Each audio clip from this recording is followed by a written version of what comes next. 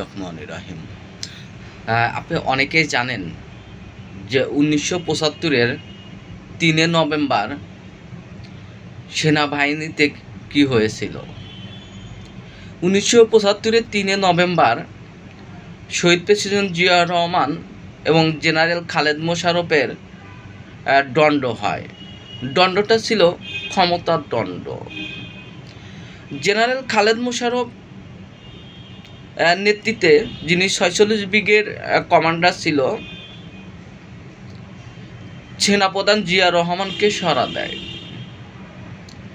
সেনাপ্রধান জিয়াউর রহমানকে যখন গৃহবন্দী করে 3 নভেম্বর, তৎকালীন জাসদের কিছু নেতা তারা সেনাবাহিনীর ভিতরে ঢোকে এবং জাসদের যে কুখ্যাত বাহিনী ছিল, যারা সেনাবাহিনীর ভিতরে অবস্থান করে এবং সেনা বিদ্রোহ তৈরি করে, এবং 3 নভেম্বর থেকে 7 নভেম্বর পর্যন্ত প্রায় 57 জন সেনা অফিসার নিহত হয়।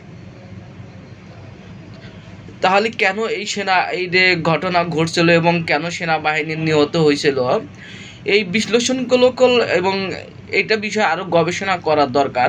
আসলে 3 নভেম্বর থেকে 7 নভেম্বর কেন র্যাপের এই সেনা অভ্যুত্থান করছিল এবং সেনা বিদ্রোহী হয়েছিল।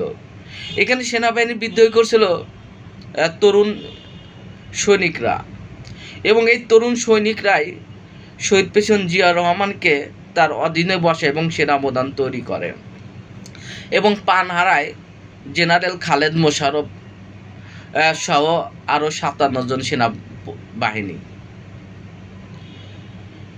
আমরা কেন বলছি যে 3 নভেম্বর থেকে 7 নভেম্বরের ঘটনাগুলো, কারণ বর্তমানে বাংলাদেশের সেনাবাহিনীর ভিতরে যে অস্থিরতা দেখা যাচ্ছে এবং যে পরিস্থিতি তৈরি হচ্ছে, কারণ বর্তমান পরিস্থিতির সেনাবাহিনীর মধ্যে 2টা ভাগ হয়ে গেছে, 2 ভাগে বিভক্ত হয়েছে। কিছু সেনাবাহিনীর সদস্যরা বর্তমান সেনাবাহিনীর মাননীয় সেনাপ্রধান ওয়াকারুজ্জামানের পক্ষে এবং কিছু সেনাবাহিনী এর আরেকজন সেনাবাহিনীর পক্ষে নিছে।